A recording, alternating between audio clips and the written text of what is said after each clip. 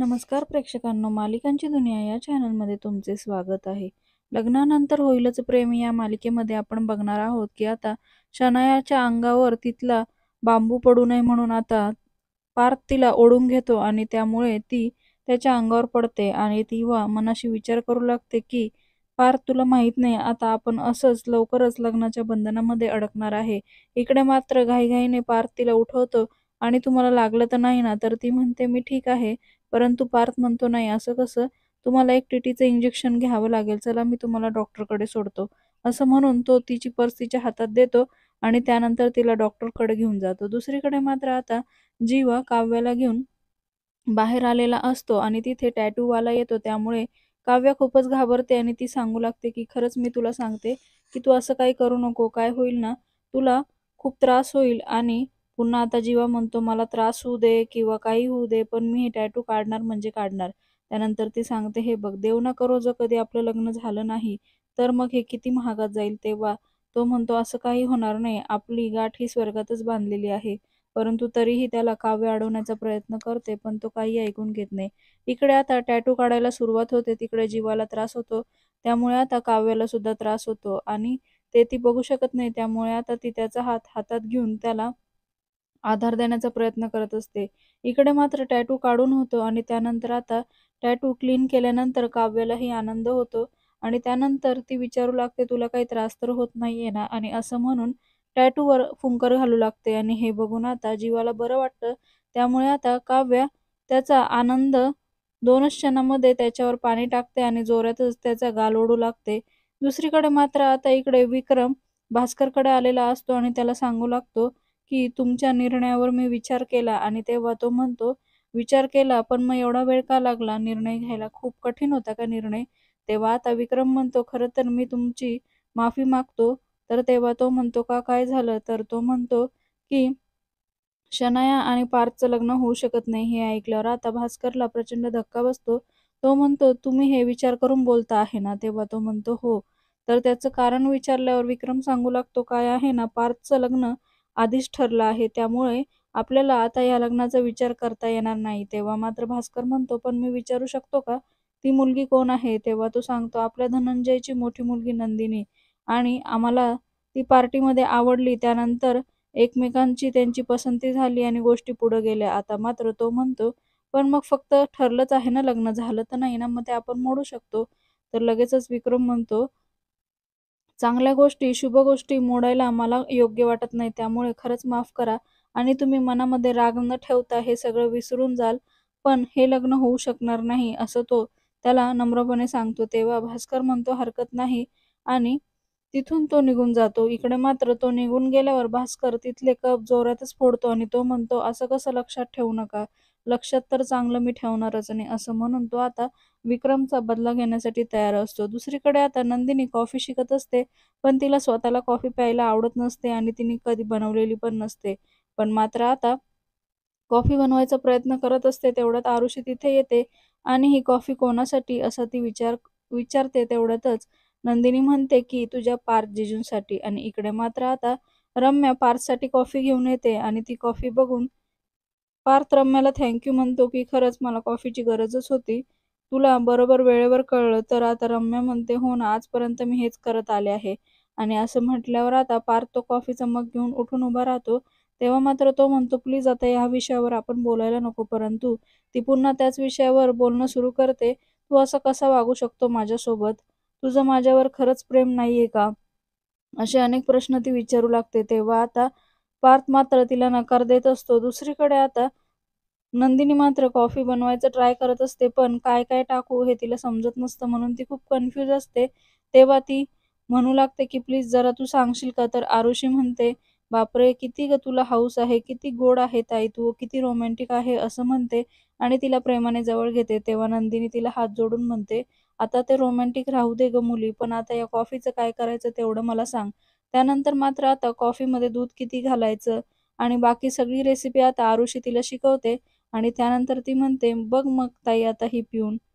दुसरीकडे मात्र आता पुन्हा पार्थ त्या गोष्टीवरनं चिडतो आणि कॉफीचा मग खाली ठेवायला जातो. तेवढ्यात त्याच्या प्रोजेक्ट पेपरवर कॉफी सांडते आणि त्याची चिडचिड होते.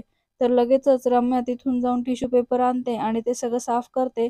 त्यानंतर मात्र आता ती तो टिश्यू पेपर डस्टबिनमध्ये टाकते आणि तिचं लक्ष जातं की डस्टबिनमध्ये एक स्कार्फ आहे आणि ती नीट बघते तर तो स्कार्फ तिनेच बनवलेला असतो, जो तिने पार्थला दिलेला असतो. त्यानंतर तो स्कार्फ बघून आता ती पार्थला दाखवते आणि विचारते, माझी प्रेमाची किंमत हीच आहे का डस्टबिन? असं म्हणून ती त्याच्यावर रागवते. दुसरीकडे मात्र आता नंदिनी आरुषीकडनं कॉफी बनवायला शिकलेली असते आणि आता कॉफी कशी झाली आहे हे टेस्ट करायला आरुषी तिलाच सांगते. त्यामुळे ती सगळ्यात आधी कॉफीचा वास घेऊन बघते आणि तिला तो इतका आवडतो.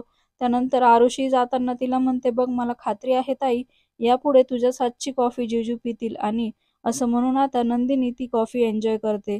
दुसरीकडे आता पुन्हा पार्थ आता रम्याचा गैरसमज दूर करण्याचा प्रयत्न करतो, परंतु ती काही ऐकून घेत नाही. त्यानंतर ती म्हणते, की "तू माझं प्रेम स्वीकारलंही नाही आणि मलाही स्वीकारलं नाही, पण तू असं का वागतो आहे?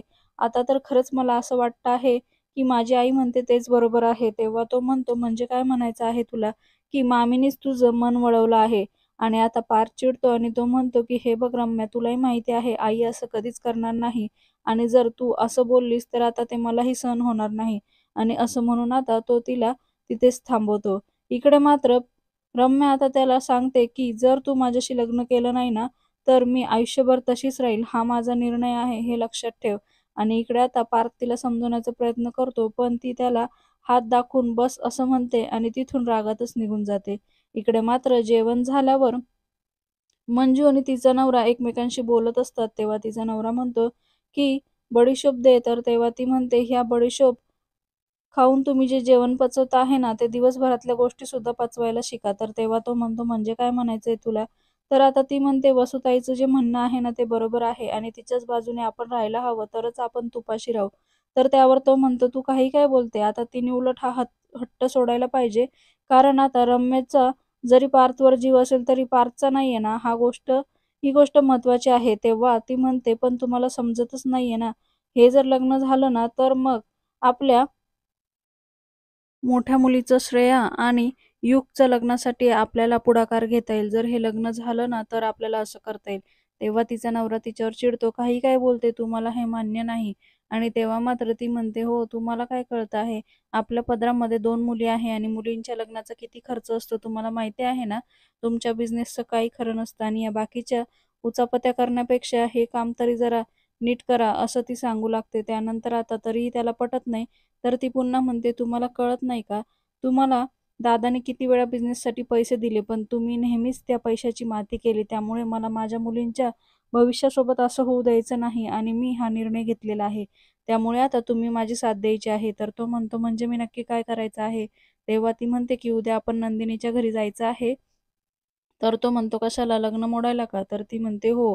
तर त्यावर तो म्हणतो, "मला हे जमणार नाही." पण ती म्हणते, "तुम्हाला यावंच लागेल." आणि आता त्याचा नाईलाज होतो. दुसरीकडे मात्र आता नंदिनीच्या घरामध्ये सगळेजण तेल मालिश करत असतात. तेव्हा आता काव्या मात्र तिला चिडवत असते. त्यानंतर तिचे बाबांना नंदिनी म्हणू लागते, की "बाबा तुम्ही जरा हिला 2-3 फटके द्या, ही आता खूप बोलायला लागली आहे." तर मात्र काव्या म्हणते, "पण काही दिवसांनी ताई आपल्याला अगदी विसरूनच जाईल." तर लगेचच तिची आई म्हणते, "हे बघ, म्हणजे खरं तर आपण असं वागत नाही, पण लग्नानंतर मुली 2 दिवस जरी माहेरी आल्या ना, तरी म्हणू लागतात, की जाते बाई मी आता माझ्या घरी." आणि असं होतं. तेव्हा मात्र आता काव्या पुन्हा तिला चिडवते आणि इतक्यात आरुषी तिथे येते आणि आई म्हणते, "चल मी तुझ्या डोक्याला तेल लावते." परंतु ती नकार देते. "तुम्ही कसं असं चिपचिप लावतात?" तर आई म्हणू लागते, की "तुझ्यासारखं असं टोपलं घेऊन फिरायला आम्हाला आवडत नाही." आणि त्यावर मात्र आरुषीला तेलाची बॉटल आणायला लावल्यावर ती नकार देते आणि तेव्हा आई ओरडते म्हणून ती तेलाची बॉटल कशीतरी पकडून हातात आणते आणि "बाबा तुम्ही काळजी करू नका, नंतर मी देईन ना तुम्हाला तेल मालिश करून, कारण मी कुठेच जाणार नाहीये." तर तिचे बाबा म्हणतात, "साधी तेलाची बॉटल धरायला तुला आवडत नाही आणि तू तेल मालिश करून देणार का?" यावर पुन्हा काव्य आणि आरुषीचं भांडण सुरू होतं आणि नंदिनीला मात्र हसू येतं. येणाऱ्या भागांमध्ये आपण बघणार आहोत, की आता पार्थ नंदिनीला एका रेस्टॉरंटमध्ये भेटतो आणि तिला छान गिफ्ट देतो. पण त्याच रेस्टॉरंटमध्ये काव्य आणि जीवा सुद्धा आलेले असते आणि काव्य मात्र जीवाला गिफ्ट देते. त्यानंतर दोघांनाही त्यांची गिफ्ट आवडतात. दुसरीकडे मात्र आता इकडे मंजू नंदिनीच्या घरी आलेली असते आणि ती त्यांना सांगत असते, "आमच्या वसुताईच्या मनामध्ये अजूनही तुमच्याबद्दल राग आहे. लग्नानंतर जर तुमच्या मुलीला त्रास झाला ना, तर काय होणार? त्यापेक्षा हे लग्न तुम्ही मोडून टाका असं ती त्यांना सांगत असते. दुसरीकडे काव्याचं लक्ष जातं की ते दोघं त्याच रेस्टॉरंटमध्ये आहे. त्यामुळे ती जीवाला सांगते आणि आता दोघेही घाबरतात आणि टेबलच्या मागे लपतात. मालिकेच्या अशाच नवनवीन भागांसाठी आपल्या चॅनलला नक्की लाईक करा, शेअर करा, सबस्क्राईब करा.